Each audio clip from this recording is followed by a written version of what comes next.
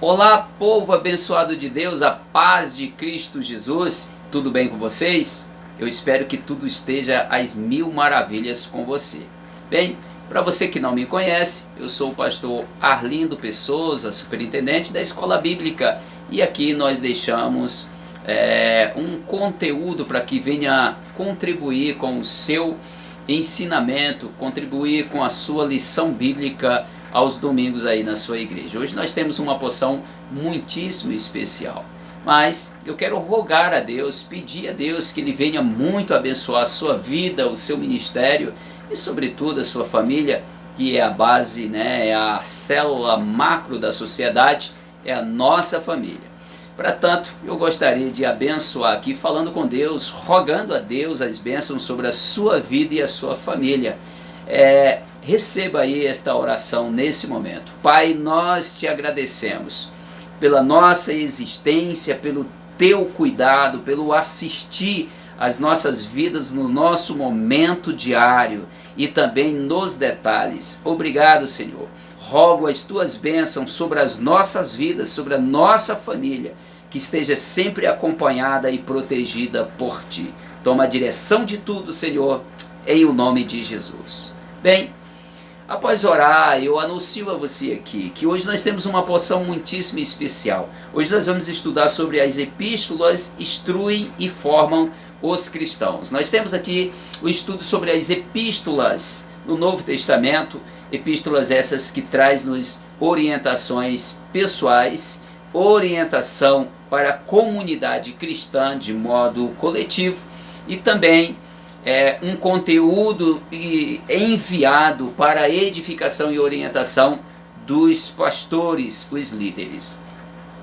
O texto áureo da nossa aula de hoje diz assim: a graça, a misericórdia e a paz da parte de Deus, Pai e do Senhor Jesus, o Filho, sejam convosco na verdade e no amor. Segunda de João, capítulo 1, versículo 3. A verdade prática diz assim: as epístolas apresentam instruções vitais para a compreensão da doutrina cristã, bem como para a jornada ou a formação dos cristãos.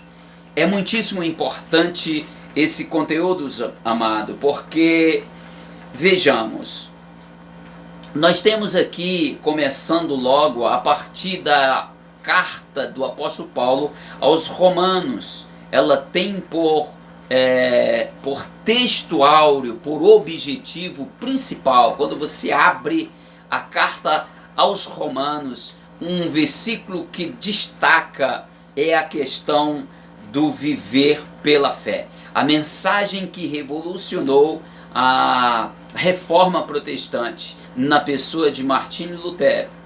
Então nós sabemos que isso muito revolucionou o mundo, tratando-se de Martinho Lutero, tratando-se de John Wesley, também foi impactado por esta palavra.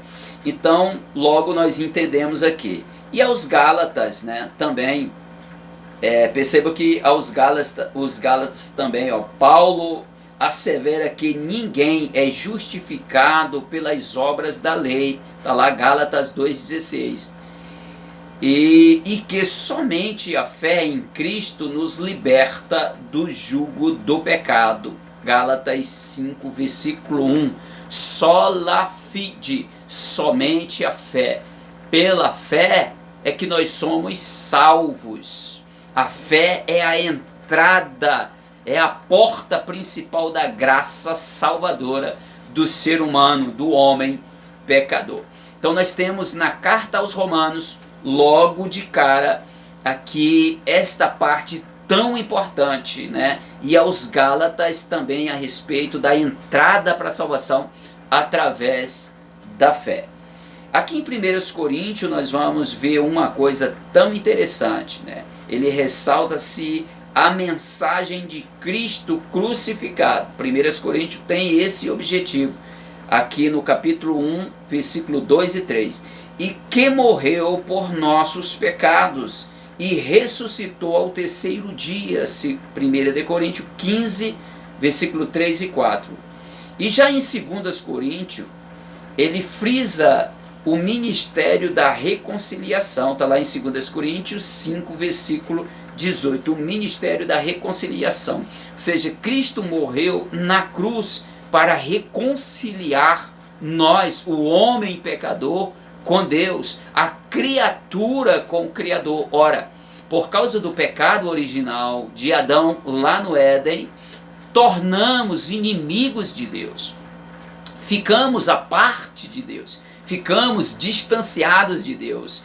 A via de contato entre nós e Deus foi interrompida, tanto que no tempo da lei o homem pecava e recorria a um sumo sacerdote levando uma oferta de sacrifício para aplacar o seu pecado, para aplacar a ira de Deus contra o seu pecado. Tão somente o sangue daquele animal cobria o nosso pecado, ou o pecado daquele homem, ou daquela mulher, daquela pessoa. Porém, diferentemente aqui na vinda de Cristo Jesus, o sumo sacerdote, como fala a carta aos Hebreus, ele mesmo se ofereceu como um sacrifício, o cordeiro que tira o pecado do mundo, aquilo que João Batista falou a respeito de Cristo Jesus. Eis o Cordeiro de Deus que tira o pecado do mundo. Ele ofereceu-se a si mesmo como sumo sacerdote, ele foi até a cruz no Calvário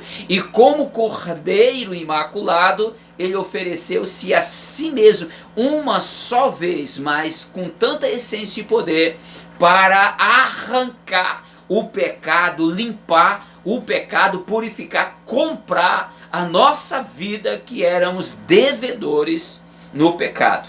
Jesus nos tira desse pecado. E aqui, amados, a carta aos Efésios, o tema é Cristo como cabeça da igreja, o seu corpo. É interessante, nesse sentido a igreja foi eleita em Cristo. Efésios capítulo 1, versículo 4. Redimida em Cristo, Efésios 1, 7. Para a glória de Cristo, Efésios 1, 2. Efésios 1 e 2. Ou seja, redimida em Cristo, para a glória de Cristo, por Ele, para Ele e para Ele são todas as coisas. Percebam que a carta aos Efésios traz um destaque aqui.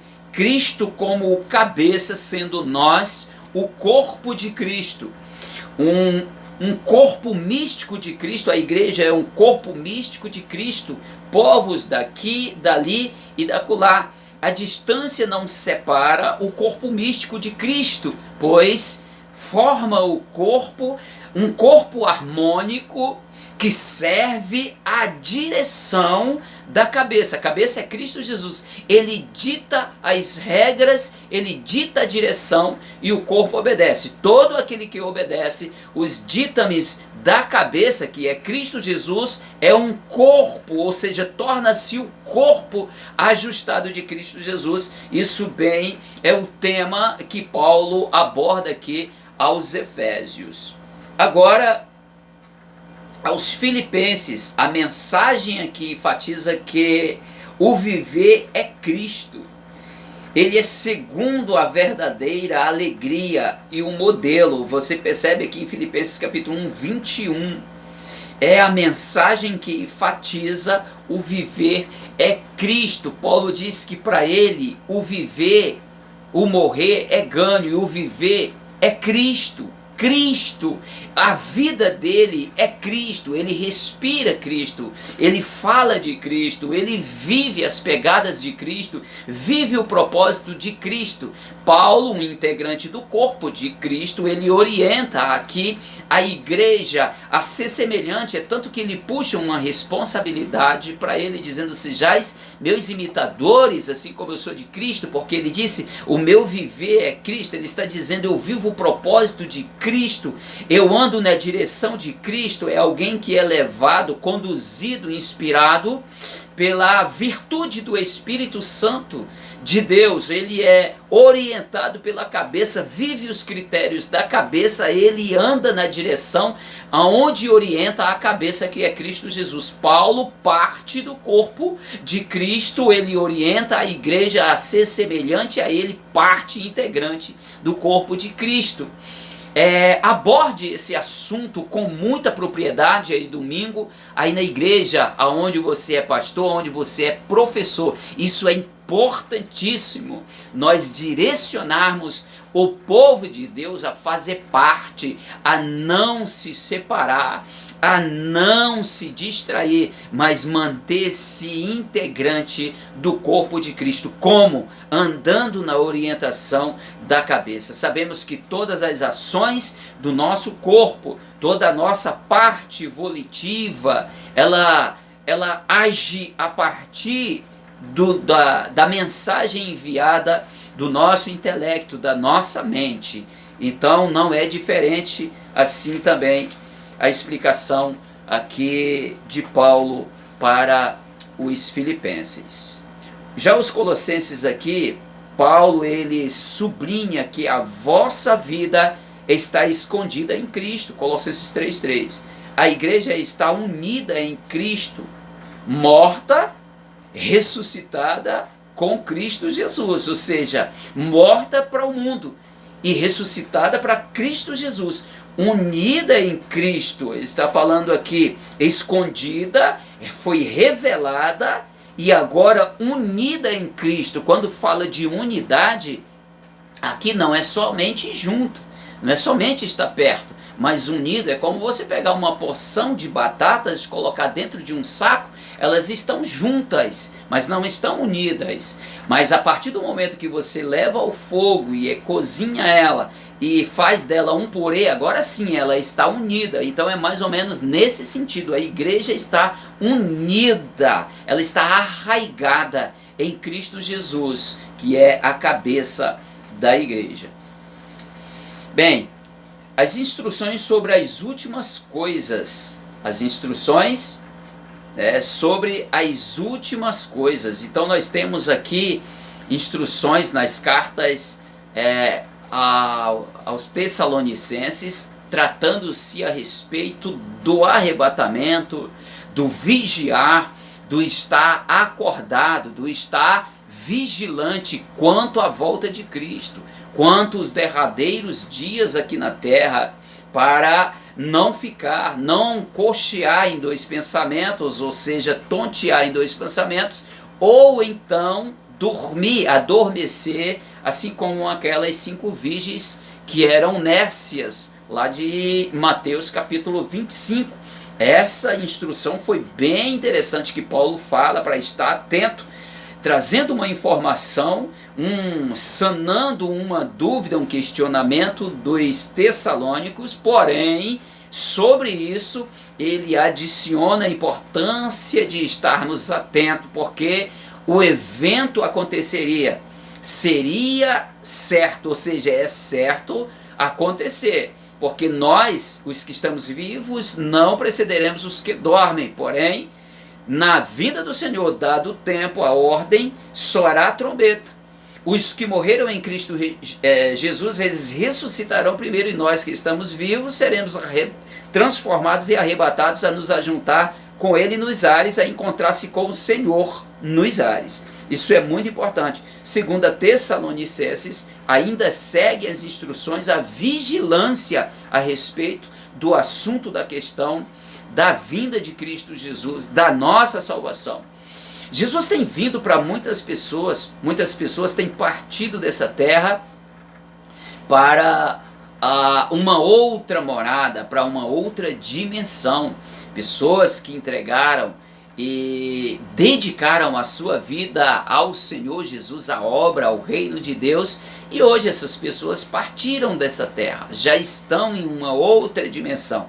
Pessoas que entraram em outra dimensão para a salvação foram pessoas que guardaram as suas vestimentas, pessoas que guardaram a sua vida. Paulo fala que é corpo, alma e espírito. Isso precisa ser preservado, ser conduzido segundo os critérios da cabeça. Jesus dá os ditames para nós obedecermos. Nós, o corpo, vamos obedecer às ordens da cabeça, que é Cristo Jesus. Pessoas que fizeram isso partiram salvas em Cristo Jesus.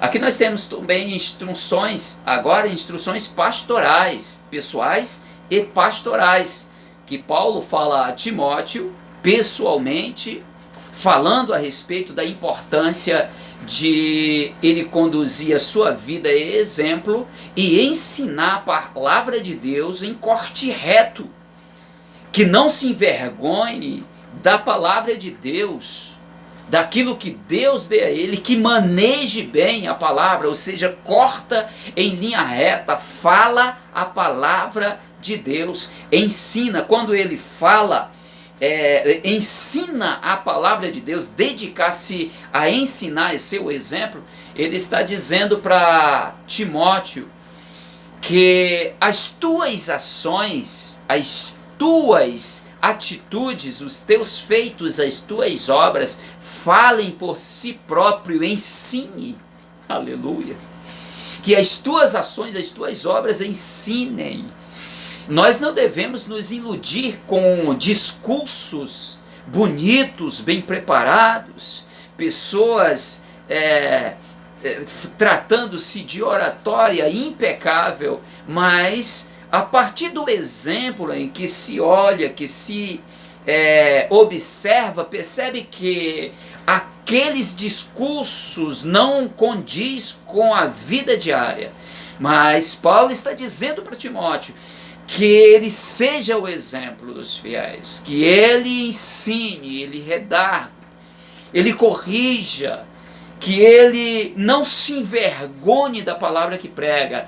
Ele está dizendo para ele fazer tão somente como Paulo também, que disse que reduzia o seu corpo à servidão. Ele estava dizendo: eu amordaço o velho homem dentro de mim, para que ele não flua. Quando eu prego a palavra, eu deixando o velho homem agir, eu sou desqualificado. Aquilo que eu falei cai por terra, porque não há coerência, não condiz com a minha vida. Então, amados, às vezes nós entramos por caminhos bem difíceis, começamos a cobrar, fazer cobranças descabidas às pessoas, cobranças essas que nós mesmos não vivemos. Isso é hipocrisia. Nós devemos pautar nossa vida na palavra, ter cuidado na nossa vida, na nossa conduta diária, para que pregando não seja nós desqualificados naquilo que pregamos. Paulo diz isso. Então Paulo, ele fala com Timóteo a respeito, tanto nas duas epístolas, como também a Tito, falando para repreender, falando para corrigir ensinamentos que surgiram dentro da igreja, ensinamentos distorcidos, doutrinas de demônio, doutrinas que levavam o povo a se desviar.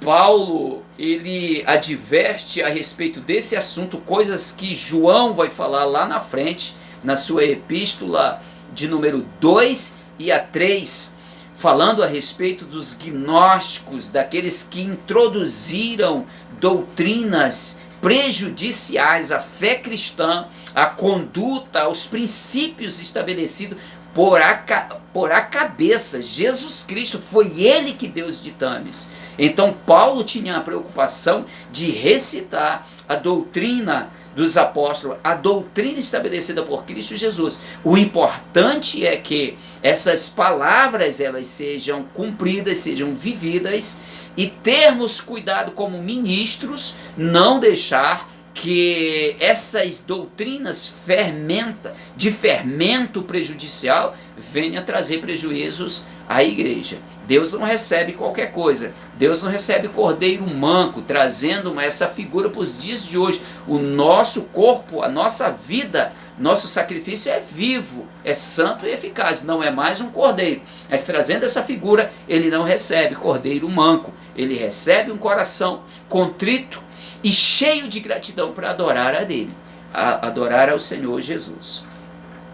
Então nós temos aqui também as epístolas de Pedro, trazendo aqui a respeito da santificação, trazendo o projeto da salvação, né? Trazendo redenção, mostrando o processo da santificação, que é o ponto final do ser humano até ele chegar à glorificação, que é o que conclui Paulo lá no seu capítulo 15, na primeira epístola aos Coríntios, capítulo 15, dos versículos 45, depois 50 até os 57.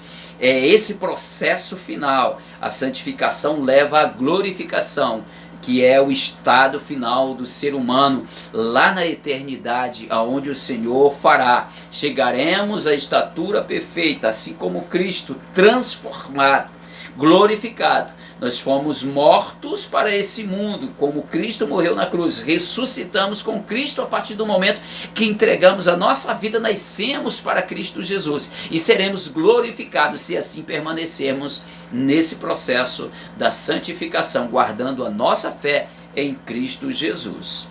João e até Judas, ele vai tratar desses assuntos importantíssimos. João foi alguém que tratou muito sobre contra essas falsas doutrinas dentro da igreja. E a expressão de amor, do jeito que ele tratava, era uma forma fabulosa, uma coisa linda, o que como João tratava as pessoas. É muito importante você cobrar, muito importante você trazer uma palavra corretiva para alguém, quando você já deu para esta pessoa uma palavra instrutiva.